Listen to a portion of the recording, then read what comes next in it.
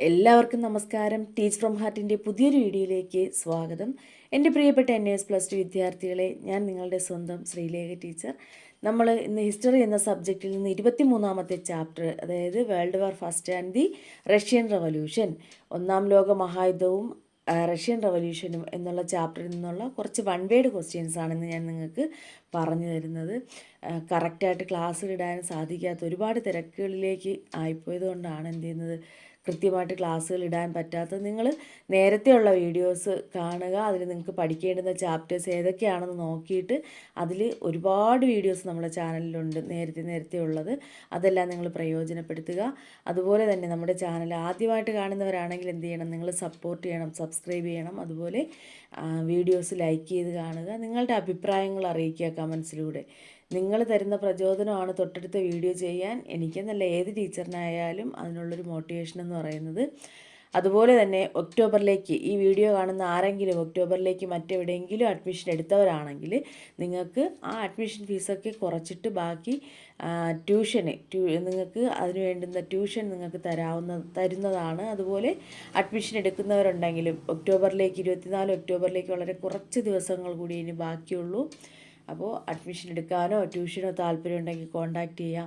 One word ക്വസ്റ്റ്യൻസിൻ്റെ നോട്ട്സിനോ അതുപോലെ തന്നെ ഗൈഡിനോ വേണമെങ്കിൽ നിങ്ങൾക്ക് കോൺടാക്റ്റ് ചെയ്യാം. നമ്മുടെ സെൻറ്ററിൽ നിന്ന് അതും നിങ്ങൾക്ക് നൽകുന്നതാണ്. ഓക്കെ, അപ്പോൾ 23-ാമത്തെ ചാപ്റ്ററിലേക്ക് വരുമ്പോൾ ചാപ്റ്ററിൽ നിന്നുള്ള പ്രധാനപ്പെട്ട വൺ വേഡ് ക്വസ്റ്റ്യൻസിൽ ഒന്നാമത്തേത്, what were the new weapons used in world war first? ഒന്നാം ലോക മഹായുദ്ധത്തിൽ ഉപയോഗിക്കപ്പെട്ട പുതിയ തരത്തിലുള്ള ആയുധങ്ങൾ ഏതെല്ലാമായിരുന്നു? Airplanes, tanks and submarines. രണ്ടാമത്തെ question, name the 2 main international alliances formed by 1914.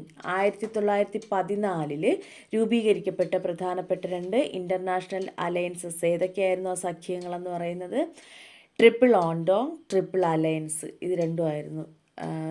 മൂന്നാമത്തെ question, how many people were affected by world war first?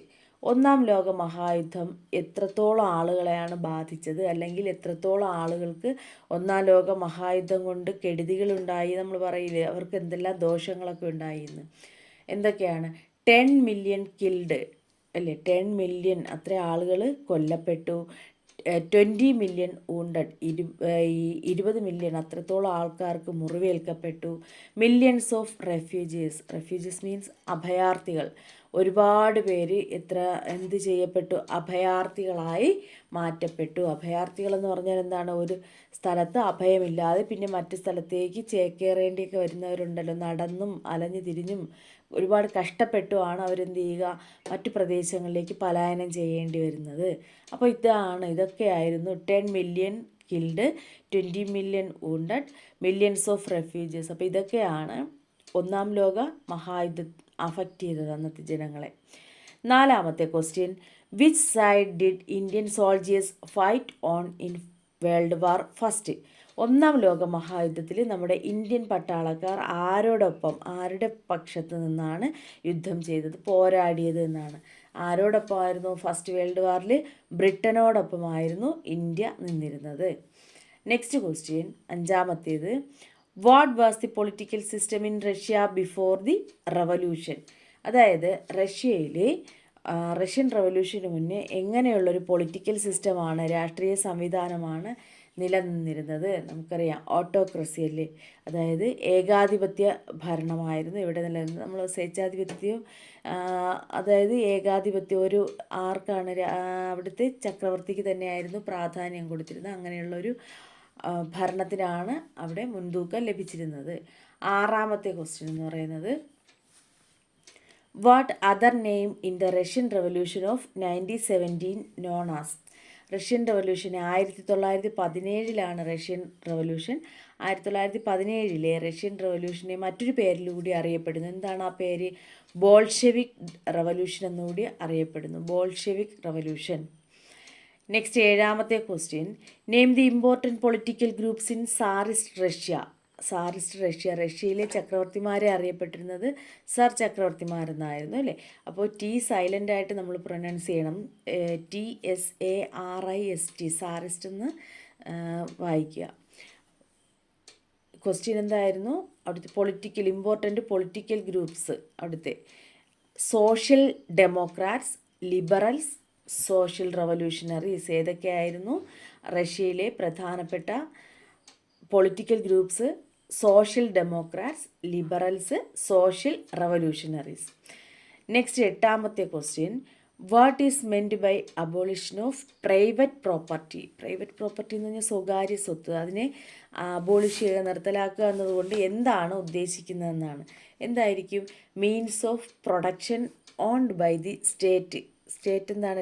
രാജ്യത്തിൻ്റെ ഉടമസ്ഥതയിൽ എന്തുകൊണ്ടുവരിക? ഉൽപ്പാദനമൊക്കെ കൊണ്ടുവരുന്നതിനെയാണ് നമ്മൾ അബോളിഷൻ ഓഫ് പ്രൈവറ്റ് പ്രോപ്പർട്ടി എന്നതുകൊണ്ട് ഉദ്ദേശിക്കുന്നത്. ഇനി വേണമെങ്കിൽ ഇതിൽ പ്രധാനപ്പെട്ട ഷോർട്ട് ക്വസ്റ്റ്യൻസ് കൂടി പറഞ്ഞുതരാം. നിങ്ങൾ ഗൈഡ് നോക്കി അതുകൂടി പഠിക്കുക.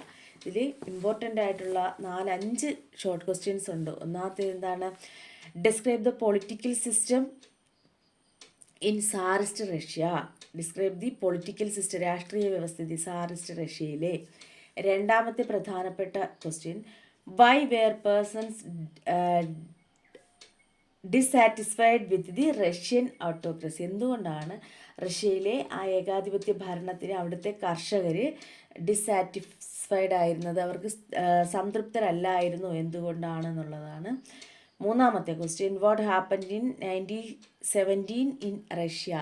1917 റഷ്യയിൽ എന്താണ് സംഭവിച്ചത്?